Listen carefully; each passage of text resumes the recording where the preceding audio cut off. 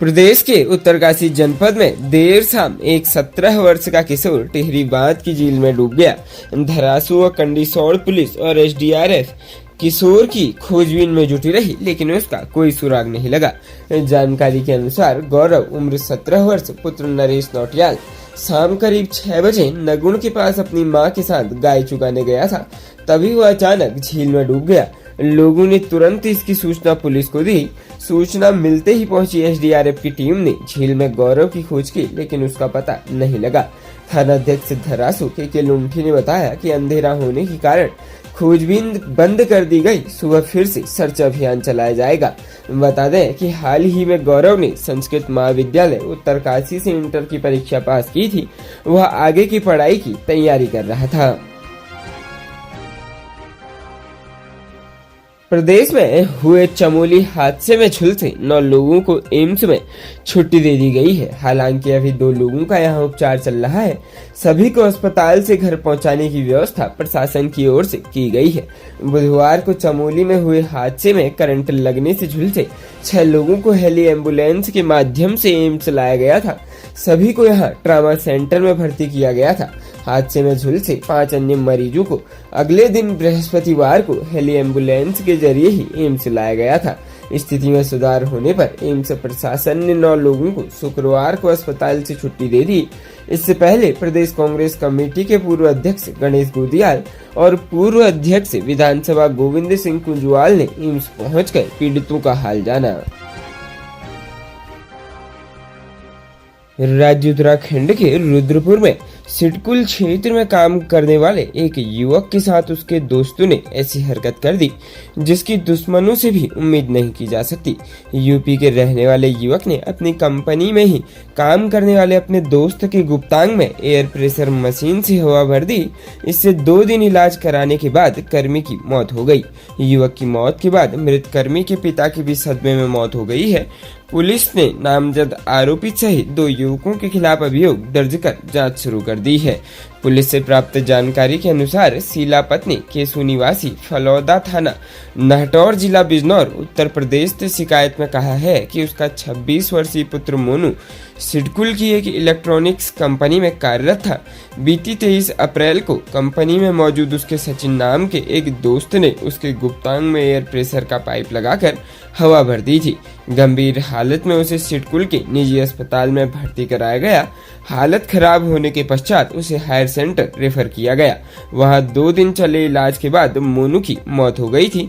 युवक की मां ने पुलिस को दी शिकायत में बताया कि बेटे मोनू की मौत के सदमे को उसके पिता बर्दाश्त नहीं कर सके। इस कारण 1 सप्ताह बाद उनकी भी मृत्यु हो गई। सिडकुल थाना प्रभारी नरेश राठौड़ ने बताया कि सचिन पुत्र जगराम सिंह निवासी भटियाना खुशहालपुर थाना धामपुर जिला बिजनौर उत्तर प्रदेश और एक अन्य के खिलाफ गैर इरादतन हत्या के आरोप में भारतीय दंड संहिता की धारा 304 की धाराओं में मुकदमा दर्ज कर जांच शुरू कर दी है। राज्य उत्तराखंड के चमोली के सीवरेज ट्रीटमेंट प्लांट में कंट्रोल पैनल से करंट फैला था, जो इसे छू रहे किसी व्यक्ति के जरिए टिन शेड और फिर रेलिंग तक पहुंच गया और रेलिंग पर जुटी लोगों की भीड़ इसकी चपेट में आ गई। हैरत की बात यह है कि प्लांट के भीतर करंट नहीं फैला, इसलिए सुपरवाइजर व पंचनामा कर रहे पुलिसकर्मी इसकी जद में आने से बच गए, लेकिन रेलिंग पर खड़े लोग एक के बाद एक करंट लगने से झुलस गए। घटना स्थल पर गई जांच टीमों के सदस्यों ने बातचीत में यह खुलासा किया है। शुरुआती जांच में यह बात सामने आई कि 18 जुलाई की रात जब प्लांट ऑपरेटर गणेश विद्युत सप्लाई का मेन स्विच ऑफ कर रहे थे तो उसमें फॉल्ट हो गया, जिससे लाइन का तीसरा फेज मेन स्विच के बॉक्स से टच हो गया, जिससे गणेश उसकी चपेट में आ गए। करंट लगने पर गणेश बाहर की ओर दौड़े और इसी दौरान उनकी मौत हो गई। 19 जुलाई की सुबह मौके पर पहुंची भीड़ जुट गई। पुलिस शव का पंचनामा करने पहुंची थी।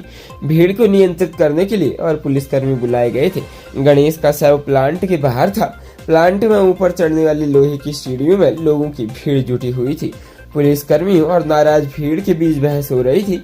इसी दौरान यूपीसीएल का लाइनमैन तीसरा फेज न आने की जांच करता हुआ वहां पहुंचा। उसने देखा कि प्लांट के मीटर में केवल 2 फेज आ रहे थे।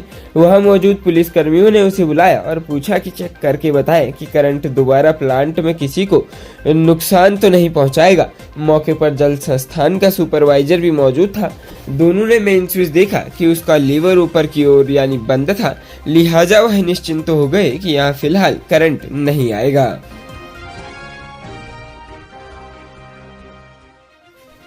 प्रदेश में खटीमा की झनकट ग्राम सभा में जनजाति की छात्राओं से एक कलयुगी शिक्षक द्वारा छेड़छाड़ किए जाने का मामला सामने आया है। छात्राओं ने अंग्रेजी के प्रवक्ता नफीस अहमद पर छेड़छाड़ का आरोप लगाया है। आरोपी शिक्षक के खिलाफ आज अभिभावकों ने स्थानीय राजकीय इंटर कॉलेज के गेट पर ताला जड़कर प्रदर्शन किया और कार्रवाई की मांग को लेकर पुलिस को तहरीर दी। इस मामले में कॉलेज के प्रधानाचार्य ने भी मुख्य शिक्षा अधिकारी को पत्र लिखकर छेड़छाड़ के आरोपी शिक्षक के खिलाफ निलंबन की कार्रवाई करने की संस्तुति की है।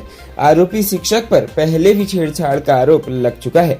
प्राप्त जानकारी के अनुसार शुक्रवार को राजकीय इंटर कॉलेज झनकट की कक्षा 11 की छात्राओं ने घर जाकर परिजनों को अंग्रेजी के अध्यापक नफीस अहमद द्वारा उनसे छेड़छाड़ करने की शिकायत की। इसके बाद परिजनों ने कॉलेज के प्रधानाचार्य से छात्राओं से छेड़छाड़ के आरोपी शिक्षक के खिलाफ कार्रवाई के लिए कहा। प्रधानाचार्य द्वारा कोई कार्रवाई न किए जाने से नाराज पीड़ित छात्राओं के परिजनों और अभिभावकों ने कॉलेज के गेट पर ताले जड़ दिए और आरोपी शिक्षक के खिलाफ कार्रवाई की मांग को लेकर प्रदर्शन किया। सूचना मिलने पर पहुंची पुलिस के आने के बाद गेट के ताले खोले गए।